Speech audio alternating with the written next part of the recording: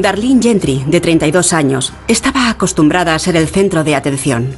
Darlene es una mujer atractiva, rubia y menuda. Yo la llamaba la mamá rubita.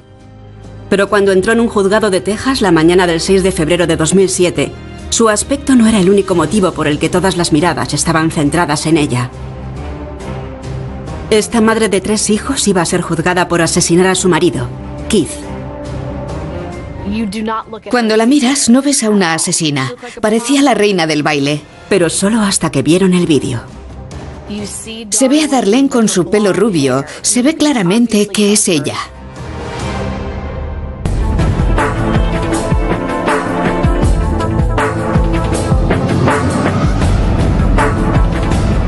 Atrapadas.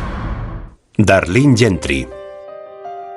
Nacida en 1974, Darlene fue desde muy joven una chica muy popular en la pequeña ciudad tejana de Cameron. Estaba en el cuerpo de banderas. Recibía a los militares que volvían a casa. Su personalidad cautivaba a quienes la conocían. Su belleza rubia no era ajena a su éxito. Darlene es rubia y medirá alrededor de 1,65. La mayoría de los hombres la consideraría muy atractiva. Keith Gentry era sin duda de esa opinión. Darlene y Keith se conocieron en la Universidad Politécnica de Texas, aquí en Waco. Ella hacía un curso de auxiliar de odontología, él una maestría en soldadura. Keith, nacido en la pequeña ciudad de Robinson, Texas, tenía muchas cosas en común con Darlene y no tardaron en congeniar. En lo primero que me fijé fue en sus ojos. Eran preciosos. Era un hombre apuesto. Ella parecía totalmente prendada de Keith. Hacían todo lo que él quería. Salíamos juntos e íbamos mucho a bailar. Solíamos ir a Fort Worth a beber y a pasarlo bien todos juntos. Pero cuando Darlene se graduó en 1997, su relación atravesó un mal momento. Él se comportaba como muchos hombres. Quería seguir saliendo y divirtiéndose.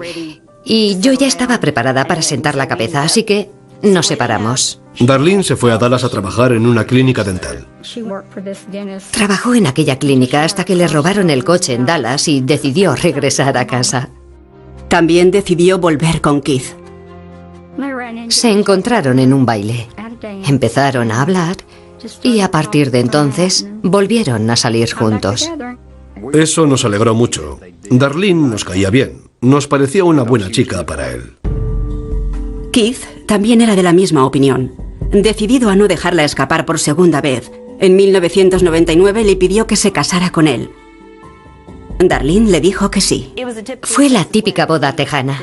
Hicimos una barbacoa con baile. Lo pasamos bien. Fue fantástico. Me alegró ver que se casaba y sentaba la cabeza. Tras la boda, Darlene volvió a la universidad para obtener el título de enfermería, mientras Keith conseguía un trabajo como asistente de ingeniería en una compañía eléctrica. Estaba fuera de la ciudad casi 4 días a la semana. Solo libraba viernes, sábados y domingos. Con sus vidas encauzadas, los recién casados se construyeron una casa cerca de la de los padres de Keith y empezaron a llenarla de hijos. Tuvieron a los 3 chicos, uno detrás de otro. El primero nació en 2000, seguido por el segundo, que nació en 2003, y el tercero en 2004. Con sus 3 hijos, su nuevo trabajo de enfermera y un marido que se pasaba la mayor parte de la semana fuera de casa, Darlene estaba muy ocupada. Por suerte, los padres de Keith estaban cerca. Su casa estaba al lado de la de sus suegros y le resultaba fácil dejar ahí a los niños. Mi mujer solía pasarse todo el día con los niños. Finalmente, Keith consiguió un empleo más cerca de casa. Encontró un trabajo de 9 a 5, un trabajo de oficina más sedentario de lo que le gustaría. En 2005 solo llevaban 6 años casados, pero en su matrimonio empezaban a aparecer algunas grietas. Si alguien dice que el suyo es un matrimonio perfecto, miente. Se veía que tenían muchos problemas. No parecía que fueran felices. Keith no era feliz. Aunque Keith parecía decidido a seguir adelante. Keith les dijo tanto a ella como a sus padres: no pienso dejarla. Y nunca lo haría, al menos no por voluntad propia.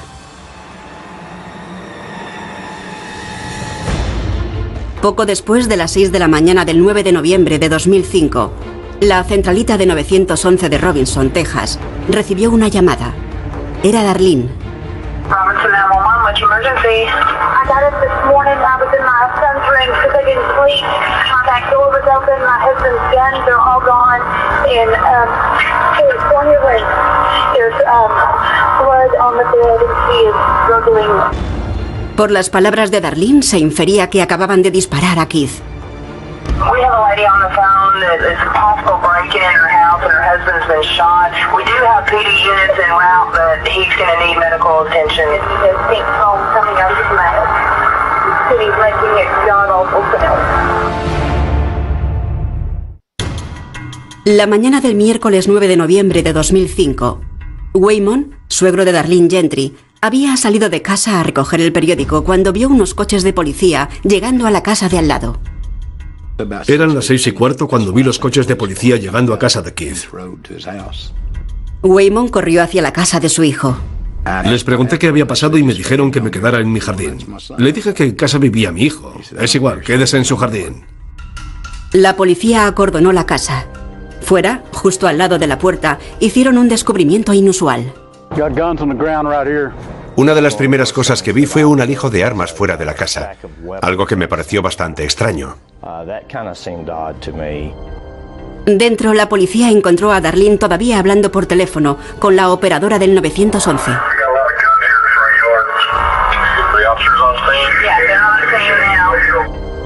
Con los micrófonos del coche grabando, los agentes que estaban dentro de la casa interrogaron a Darlene sobre el agresor.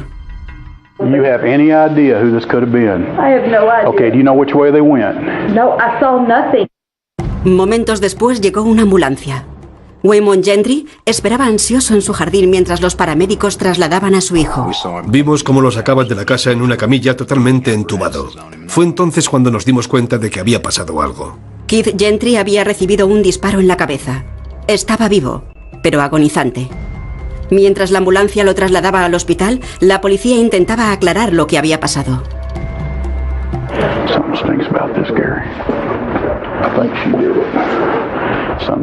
Me avisaron de que se había producido un allanamiento de morada.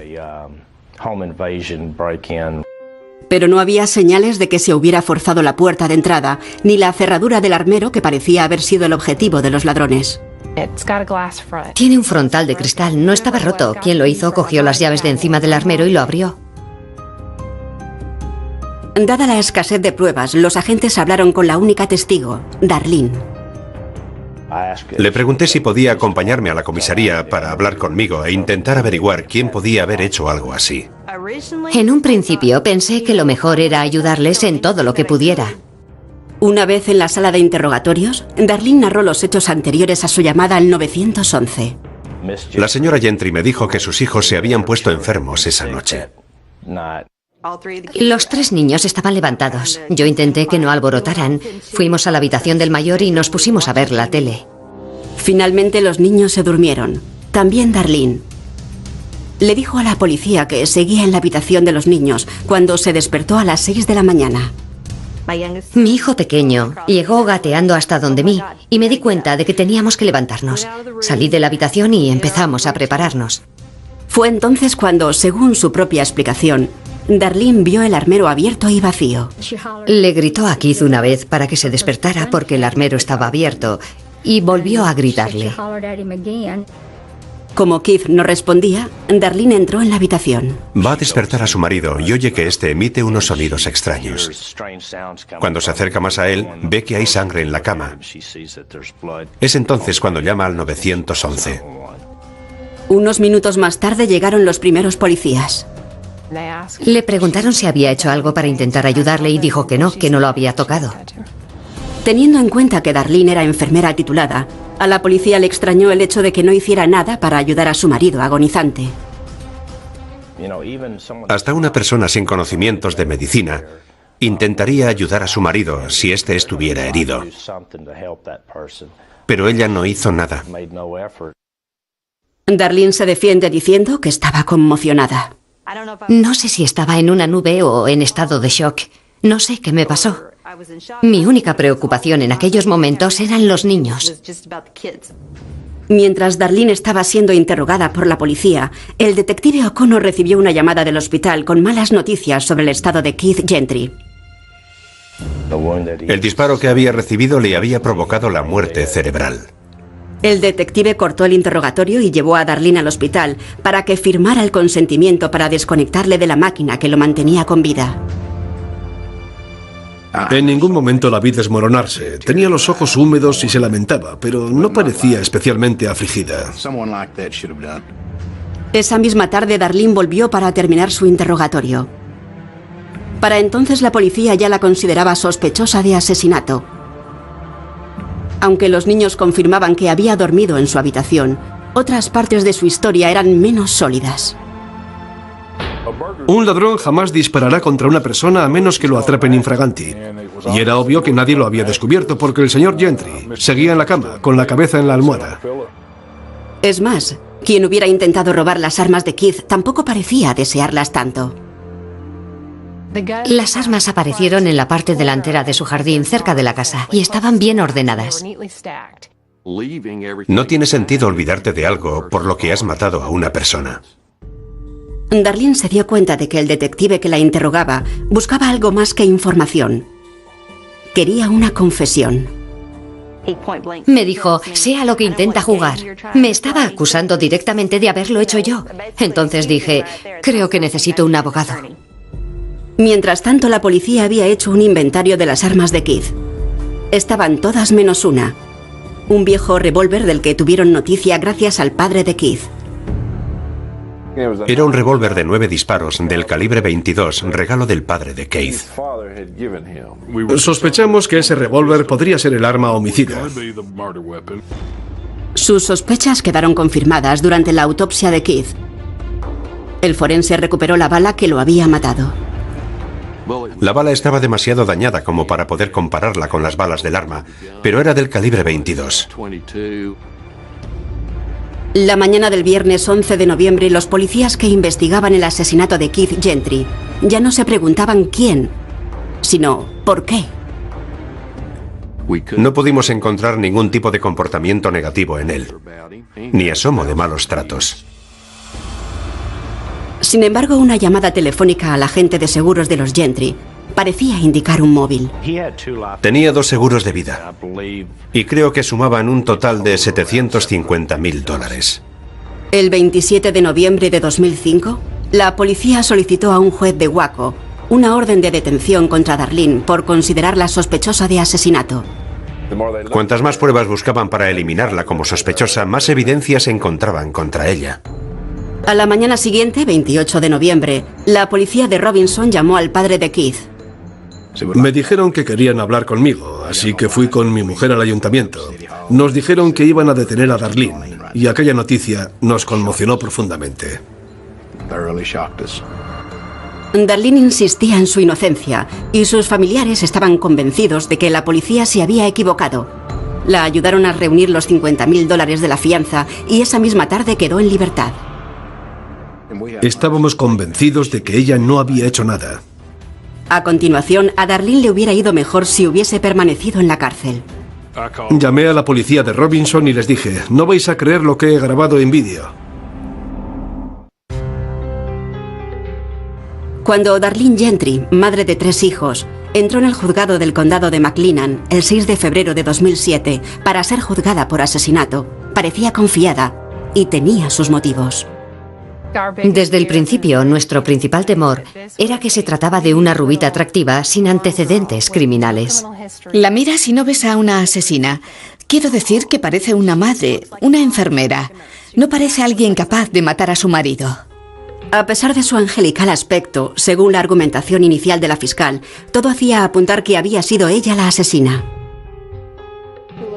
Tras analizar la escena del crimen, era obvio que ella había cogido el arma y le había disparado mientras él dormía, y sus hijos estaban en la habitación de al lado. Según la acusación, posteriormente, Darlene sacó las armas de la casa, llamó al 911 y empezó a borrar sus huellas. Cuando hizo la llamada, realizó una explicación larga.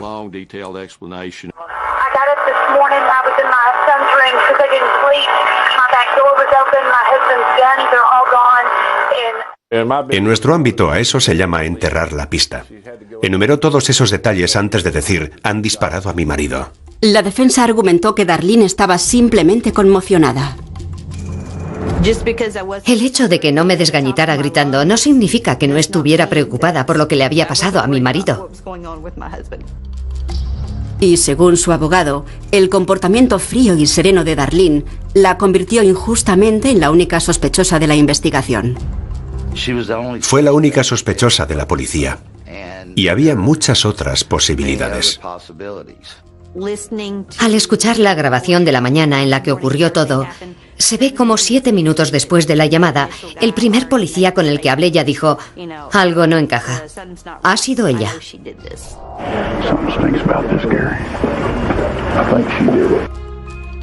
Teniendo en cuenta las pruebas, un jurado podría haber encontrado razonable esa argumentación. Era un caso circunstancial. No era un caso de esos en los que hay una confesión o un montón de testigos. El testigo estrella de la acusación ni siquiera tuvo relación con el caso hasta semanas después de la muerte de Keith. Era un conocido de los Gentry llamado Robert Pavelka. El 7 de febrero subió al estrado y testificó sobre una llamada telefónica que había recibido de Darlene en noviembre de 2005, días antes de que fuera detenida.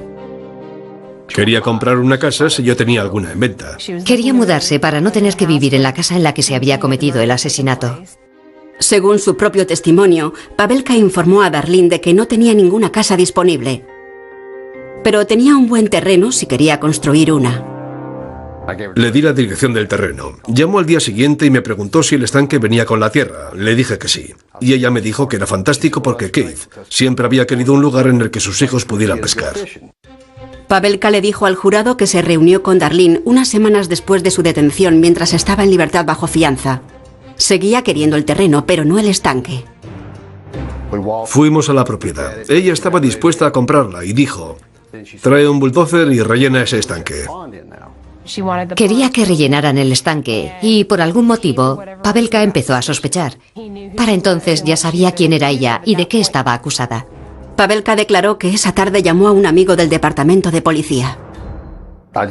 Le llamé y le dije: oye, puede que no sea nada, pero ¿qué opinas de esto? Y él me dijo: habrá que investigar.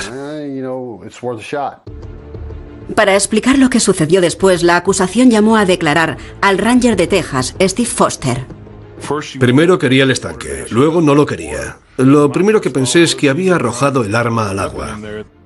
Foster llamó inmediatamente a un equipo de submarinistas. Los submarinistas encontraron el arma unos 10 o 15 minutos después de meterse al agua. Era el revólver de calibre 22 de Keith. Pero los Rangers, como explicó la fiscal al jurado, no se detuvieron ahí. Le dijeron al señor Pavelka que la llamara y le dijera que iban a secar el estanque. Pensamos que podía presentarse para intentar encontrar el arma. En tal caso, los Rangers estarían preparados. Se apostaron entre los arbustos con una cámara de vídeo y esperaron. El 8 de febrero la acusación hizo que el jurado visionara esa grabación. Se ve a Darlene con su pelo rubio. Se ve claramente que es ella. Está pescando y pescando. Resulta obvio que está buscando algo. No pudo encontrarlo porque ya no estaba. Con la imagen de Darlene buscando el arma homicida fresca en la retina del jurado, la acusación terminó su trabajo. La atestada sala espera ahora oír a la defensa de Darlene, pero no la escucharían de su boca. Su abogado la aconsejó que no subiera al estrado. Si Darlene hubiera testificado en el juicio, habría tenido que responder algunas preguntas que pienso que le habría costado responder. 9 veces de cada 10, una vez que subes al estrado, le dan la vuelta a todo. Y no te beneficia estar allí. Te perjudica más que te beneficia. ¿Qué podía hacer la defensa para contrarrestar el vídeo de los Rangers? La respuesta, cuando le llegó el turno al abogado de Darlene, fue nada. Cuando se levantó y dijo que no tenían nada que decir, me quedé en estado de shock. Su abogado defensor dejó que el jurado se fuera a deliberar con esas imágenes en la retina. El jurado solo necesitó 5 horas para alcanzar una decisión. Encontraron a Darlene Gentry culpable de asesinato y fue condenada a 60 años de cárcel. La vieron a plena luz del día, rebuscando en el estanque, en el lugar exacto en el que habían encontrado el arma. Aquellas imágenes lo decían todo. Inmediatamente después del juicio, Darlene solicitó un nuevo juicio, alegando que el juez no debería haber permitido mostrar las imágenes del vídeo. Aseguró que corrían rumores de que habían arrojado el arma al estanque. Quien fuera que arrojara el arma al agua consiguió volverme paranoica. El hecho de que la policía hubiera encontrado el arma en el estanque era irrelevante porque, en mi opinión, ya me tenían clasificada como la persona que había cometido el crimen. En aquel momento, incluso ella se dio cuenta de que había cometido un error. Recuerdo que pensé que estaba cometiendo un error, que no debía hacer aquello. Quien cometió el crimen me tendió una trampa con la ayuda de la policía. Por eso estoy hoy aquí. Pero por lo que respecta a la familia de Keith y sus amigos, es exactamente en la cárcel donde debe estar Darlene. Nos preocupaba que existiera la posibilidad de que saliera absuelta. Ella pensaba que a nadie se le ocurriría imaginar que aquella atractiva rubia, madre de 3 hijos, podría hacer algo así. Y creo que ahora está exactamente donde merece estar.